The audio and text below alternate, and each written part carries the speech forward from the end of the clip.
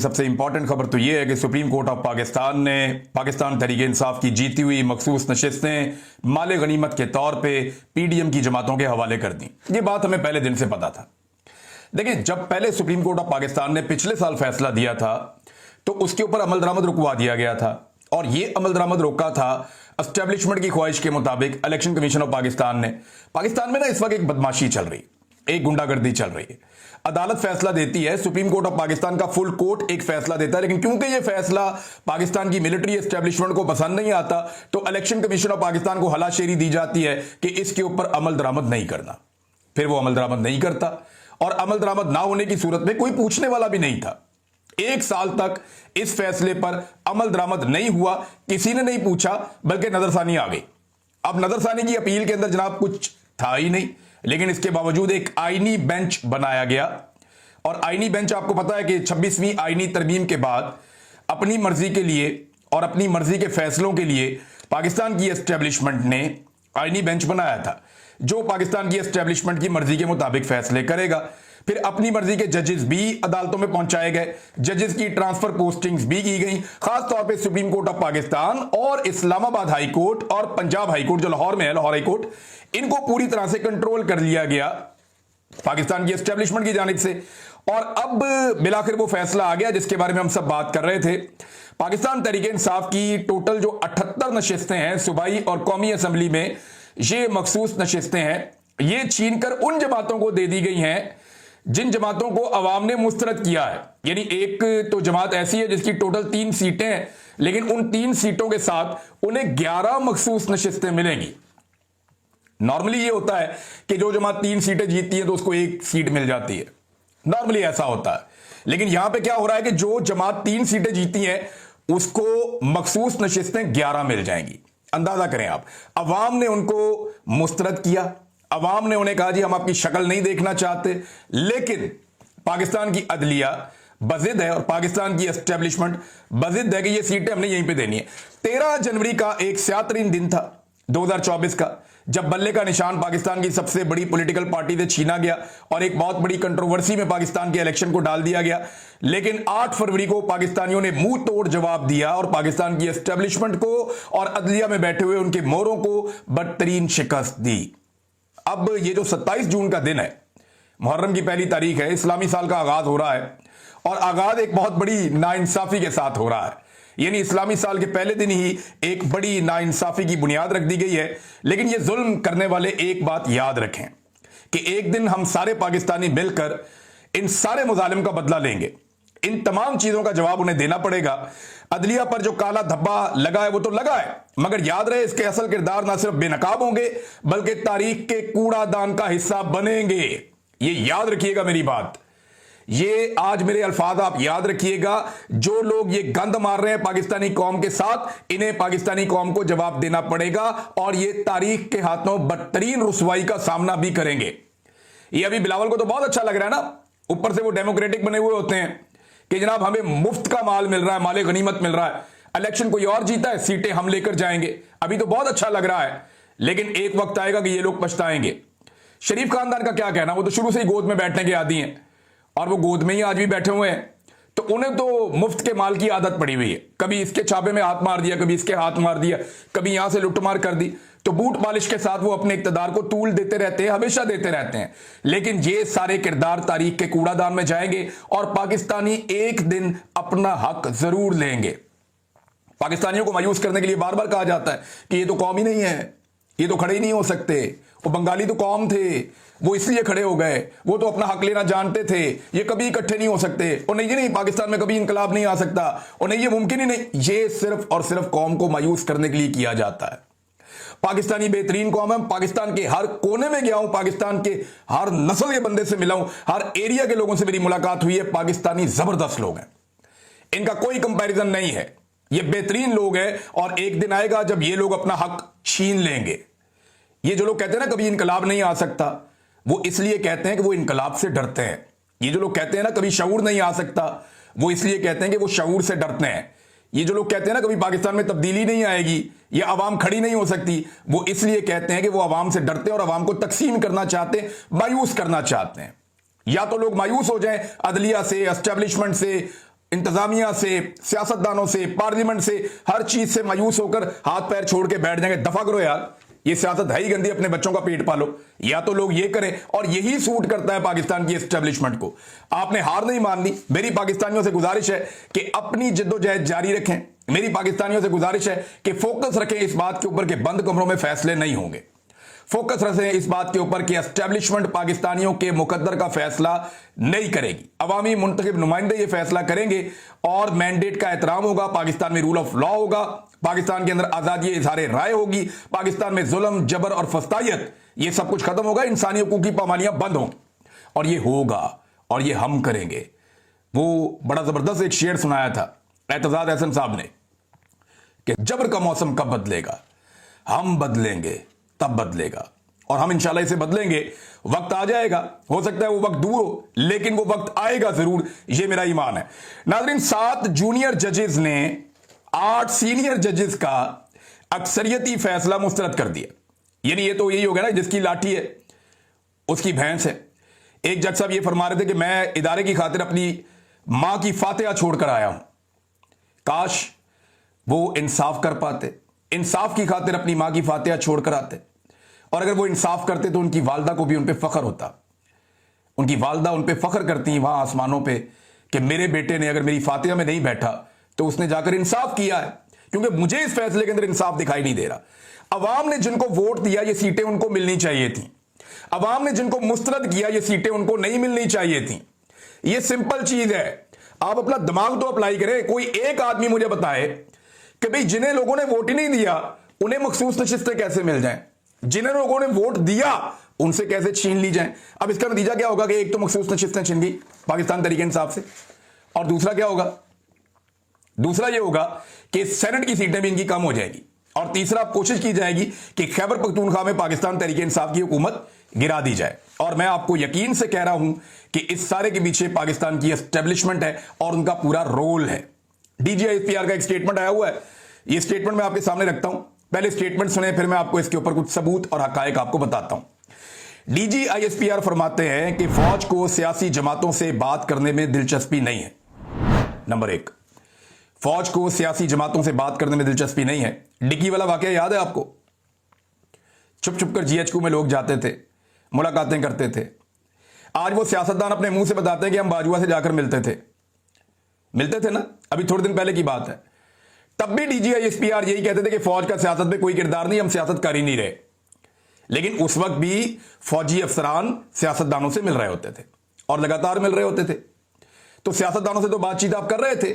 आज जनरल बाजवा खुद गवाही दे रहा है, आज फैज हमीद इसी चक्कर में अंदर हुआ है, आज बहुत सारे और सियासतदान गवाही दे रहे हैं। फजलुर रहमान ने गवाही दी है, PMLN के लोगों ने गवाही दी है, मोहम्मद जुबैर ने गवाही दी है, और बहुत सारे लोग हैं, शाहिद खकान अब्बासी हैं, वो सब गवाहियां दे रहे हैं कि जनाब फौज पूरी तरह से सियासत में इन्वॉल्व है। DGISPR कहते हैं फौज को सियासी जमातों से बातचीत करने में दिलचस्पी नहीं है, जबकि दूसरी तरफ फौज ने जितनी सियासी जमातों से बातचीत की है इतनी बातचीत तो आपस में सियासी जमातों ने नहीं की। फिर वो कहते हैं कि हम हमेशा इस मामले पर बिल्कुल वाजे हैं, ये सियासतदानों का काम है कि वो आपस में बात करें, मुसल्लह अफवाज को बराए मेहरबानी सियासत में मुलव्विस ना किया जाए। भाई यही तो रोला है कि मुसल्लह अफवाज को सियासत से निकाला जाए। फौजी क़यादत का कोई काम नहीं है कि सियासत के ऊपर काम करे। यानी यहां पे तो आर्मी चीफ के बैनर और पोस्टर लगा के एक पॉलिटिकल पार्टी इलेक्शन लड़ रही थी। अभी जिमनी इलेक्शन हुआ वहां पे सियालकोट में, वो इलेक्शन लड़ाई इस बुनियाद के ऊपर है कि जनाब हमने आर्मी चीफ की फोटोज लगाई हुई हैं और जाली तरीके से वो इलेक्शन जितवा भी दिया उस कैंडिडेट को जिसके साथ आर्मी चीफ की फोटो लगी हुई थी। तो फौज को सियासत में मुलव्विस कौन कर रहा है? ख्वाजा आसिफ कह रहे हैं जनाब यहां पे हाइब्रिड मॉडल चल रहा है, फौज और हुकूमत मिलकर सियासत कर रहे हैं, हम मिलकर जो एक दूसरे के साथ चल रहे हैं, निजाम और रियासत मिलकर चला रहे हैं, तो ये एक हाइब्रिड निजाम है, इसमें फौज फैसले कर रही है। DGISPR कह रहे हैं जी हम नहीं कर रहे। वजीर दिफा जो DGISPR का बॉस है वो ये कहता है कि नहीं फौज पूरी तरह इन्वॉल्व, वो ये कहता है जनरल बाजवा पूरी तरह इन्वॉल्व था, वो ये कहता है कि एस्टेब्लिशमेंट पूरी तरह इन्वॉल्व है और इमरान खान को हम नहीं छोड़ेंगे। ये वुज़रा अपने मुंह से कहते हैं क्योंकि एस्टेब्लिशमेंट इमरान खान के खिलाफ है। मिलिट्री एस्टेब्लिशमेंट की इन्वॉल्वमेंट की गवाहियां पूरी हुकूमत दे रही है, सारे के सारे टाउट्स दे रहे हैं, लेकिन जो मुलाजिम है सरकारी DGISPR वो फरमाते हैं कि नहीं फौज सियासत में मुलव्विस नहीं है और ना हमें मुलव्विस किया जाए। भाई ये हुकूमत आपका बॉस कह रहा है, ख्वाजा आसिफ कह रहा है कि आप इन्वॉल्व हैं सियासत में, आपके जर्नैल सियासत में इन्वॉल्व हैं, या तो उन्हें पकड़ के आप सजा दें जो इन्वॉल्व हैं। जनरल बाजवा के बारे में वो दिन रात कस्में खा रहा है कि वो हमें धमकियां भी देता था। ख्वाजा आसिफ ने कहा कि इतनी सियासत हमने अपनी पूरी जिंदगी में नहीं की जितनी जनरल बाजवा ने उस 1 साल के अंदर की है। ये ख्वाजा आसिफ वजीर दिफा आपका कह रहा है और आप उसके अंडर काम करते हैं, आप उसके, वो आपका बॉस है, वो ये कह रहा है और आप ये कह रहे हैं नहीं जी हम नहीं करते, सियासत में कोई किरदारदार नहीं करते। जाके ख्वाजा आसिफ से कोई सबूत मांग लें आप। और मैं यहां पे आपको एक सबूत दे देता हूं, हकीकत बता देता हूं और हल्फन बता देता हूं कि जब मैं आईएसआई की कैद में था तो मुझे बाकायदा आईएसआई के अफसरान ने आकर कहा कि नवाज शरीफ को सपोर्ट करनी है। यानी मेरी आसानी के बदले में, मेरी आजादी के बदले में उन्हें चाहिए क्या था कि नवाज शरीफ को सपोर्ट करो। मैंने इनकार किया, वो देख लो उसका नतीजा क्या निकला, किस हालत में मैं आया वापस। तो नवाज शरीफ के लिए, और ये मैं बात पहली दफा नहीं बता रहा, पहले भी मैंने बताई है कि नवाज शरीफ के लिए सपोर्ट आईएसआई ने मेरे से मांगी थी। तो ये सियासत में किरदार नहीं था तो और क्या था भाई। वहां आईएसआई को कोई प्रॉब्लम था मेरे साथ तो कहते जनाब हमें आपसे ये वाला प्रॉब्लम है, इसको आप टैकल कर लें। लेकिन नवाज शरीफ के लिए सपोर्ट ना मांगते, मेरे से तो आईएसआई के ऑफिसर ने आकर कहा कि हम क्यों ना नवाज शरीफ को सैल्यूट करें जिसने इस मुल्क के लिए इतनी कुर्बानियां दी हैं। आईएसआई के ऑफिसर ने मुझे आकर कहा और मुझे कायल करने की कोशिश की कि बहुत अच्छा बंदा है, इसको आप सपोर्ट करें। मैंने कहा नहीं जी मेरा मुल्क खा जाएगा, मैं नहीं इसको करूंगा सपोर्ट, ये बंदा ठीक नहीं लगता मुझे। मैंने कहा भी नहीं करना, मैंने ये भी कह दिया तंग आके कि यार मैंने करना ही नहीं है, मैं बाहर में जाए मैं करता ही नहीं, मैंने नहीं करना इसको सपोर्ट। उस बात का बड़ा गुस्सा था। फिर मैं देखे 5 महीने तक अंदर था। तो फौज का सियासत में अव्वल रोज से किरदार है, आज तक किरदार है। मुझे बताया ना ये वजीर आजम से क्यों नहीं मिला डोनाल्ड ट्रंप, क्यों नहीं मिला वजीर आजम से? वो तो आपके फील्ड मार्शल से मिला ना, आर्मी चीफ से मिला। तो ये तो सियासतदानों के करने के काम है, खारजा पॉलिसी के, ये कोई फौज के करने के काम तो नहीं है। लेकिन ये काम किया तो ये दिस इज इंटरफेरेंस। ये जो एक सियासी डोमेन है, जो एक सिविलियन डोमेन है, उसके अंदर इंटरफेरेंस है। और ये इंटरफेरेंस जो है यही तो है कि आप मुदाखलत करते हैं। और मैं इसके बारे में और बेशुमार सबूत हैं, चीजें आपके सामने रख सकता हूं। जितने भी लोग जबरी तौर पे लापता हुए उनमें से अक्सरियत ने बताया हमें मिलिट्री इंटेलिजेंस या आईएसआई उठाकर देकर गई थी। उन्हें जगह भी पता है किसको कहां रखा था, किसको कहां रखा था, किसको बेसमेंट में रखा था, किसको कौन से दफ्तर में रखा था, किसको कहां लेकर चले गए थे। बेशतर लोगों को पता है, लोग बताते हैं। तो फौज का सियासत में किरदार है, ये झूठ है कि कोई कहे कि किरदार नहीं है। नाज़रीन एक और चीज, और ये बड़ी अफसोसनाक चीज है, मैंने इसके मनाजिर देखे तो दिल टूट गया, बड़ी तकलीफ हुई। ये दरिया स्वात में, ये बाईपास के नजदीक का एक इलाका है, यहां पे अक्सर बैठ के हम खाना भी खाते थे, दोस्तों के साथ इकट्ठे भी होते थे।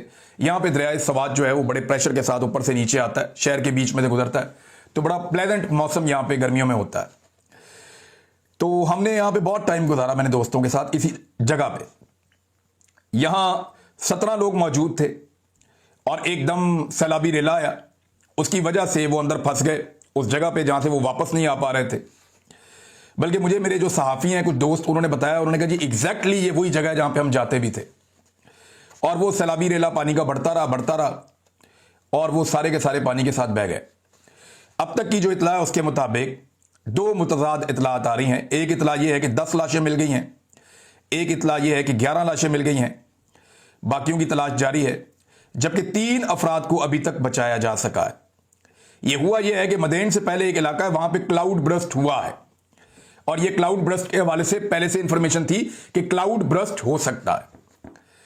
तो इसके बारे में एक वार्निंग भी थी कि क्लाउड ब्रस्ट हो सकता है। लेकिन देखिए लोगों को, आम आदमी को कैसे पता चलेगा कि ऊपर क्लाउड ब्रस्ट हो रहा है? यह तो इंतजामिया के करने का काम है ना। और इस पानी को ऊपर से नीचे आने में 1 घंटे से ज्यादा का वक्त लगा है। इतने वक्त के अंदर नीचे बंदोबस्त क्यों नहीं किया गया? जितने लोग मौजूद थे उनको ऐलान करके इंतजामिया ने आकर, पुलिस ने आकर, एनडीएमए ने, पीडीएमए ने या 1122 ने, जितने लोग वहां पे दरिया के किनारे मौजूद थे उनको वहां से हटाया क्यों नहीं कि जनाब सैलाबी रेला आ रहा है, 1 घंटे के बाद आप यहां से हट जाएं? किसी ने तवज्जो नहीं दी, तवज्जो है ही नहीं किसी की इस तरफ। ये अरबों रुपए के फंड खा जाते हैं, इनके पास बेसिक सामान नहीं है। ये बड़ा आसान था। मुझे दोस्त मेरे बता रहे हैं कि 15 गज 20 गज की दूर के ऊपर वो लोग खड़े हुए थे, ये ऐसे नजर आ रहे थे सामने। अगर इनके पास रस्से होते, प्रॉपर सामान होता या लाइफ जैकेट्स होती जिन्हें पहनने के बाद इंसान डूबता नहीं है, तो तकरीबन सारे लोगों की जान बच जाती। हेलीकॉप्टर मंगाना तो बहुत दूर की बात है, आप थोड़ा सा एक कश्ती को यहां से दूर से धकेलते वो उनके पास पहुंच जाती, उसमें बिठा के लोगों को आप निकालते खींच के रस्सी के साथ। अगर आप वहां रस्सा पहुंचा देते, उसके जरिए आप लाइफ जैकेट्स पहुंचाते, एक एक करके बांध के उनको निकाल लेते, पूरी दुनिया में रेस्क्यू ऐसे ही होता है, लेकिन ये बेसिक इक्विपमेंट है जिसके बारे में मैं बता रहा हूं। वैसे तो क्रेनें जो अली अमीन गंडापुर साहब लेकर चले गए थे इस्लामाबाद एहतजाज करने के लिए, उनके बारे में एक बंदे ने आज मुझे एक क्लेम किया है, मैं कंफर्मेशन इसकी लूंगा कि जनाब वो अभी तक फेडरल गवर्नमेंट ने छोड़ी नहीं है, वो सामान ही इनका वापस नहीं किया 1122 का जो वहां गया था इस्लामाबाद। ये क्लेम किया एक बंदे ने।